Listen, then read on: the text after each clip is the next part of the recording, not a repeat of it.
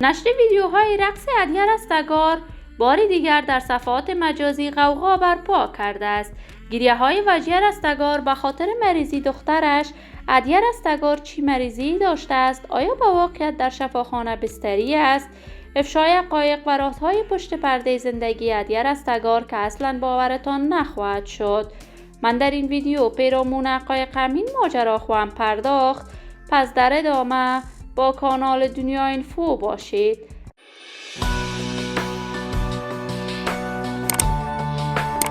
سلام و سلامتی ایام به کامتان باد. شما را خوش آمدید میگم به یکی دیگر از ویدیوهای جذاب کانال دنیا اینفو. برای دوست شدن با این کانال علامت سابسکرایب را فشار دهید تا از ویدیوهای دیگر کانال دنیا اینفو هم آگاه شوید.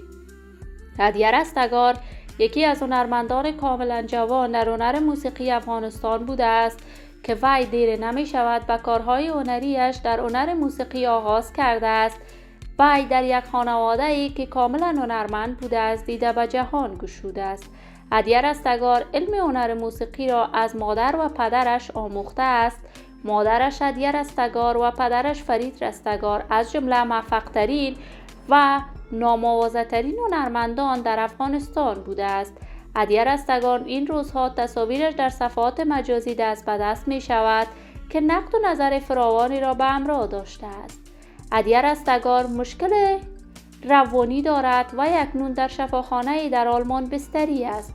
هرچند عدیه رستگار می خواهد در رشته موسیقی ماستریش را به اتمام برساند. عدیه رستگار بزرگ شده کشور آلمان می باشد و همیشه در صفحات مجازیش بیان کرده است و عاشق رقص می باشد و مسلک رقص را از خواهر بزرگش آموخته است. جدیداً وجیه رستگار گریه‌های برای صحت دخترش کرده است و از تمامی دوستداران و طرفدارانش طلب نیایش برای دختر عزیزش کرده است. من هم از بارگاه عزت الله یزال شفای عاجل برای این دختر جوان تمنا دارم. عزیزان و دوستانم، شما هم نظریاتتان را در بخش کامنت با من شریک بسازید. این ویدیو را با علاقه‌مندان و طرفداران عدیه رستگار و وجیه رستگار به اشتراک بگذارید.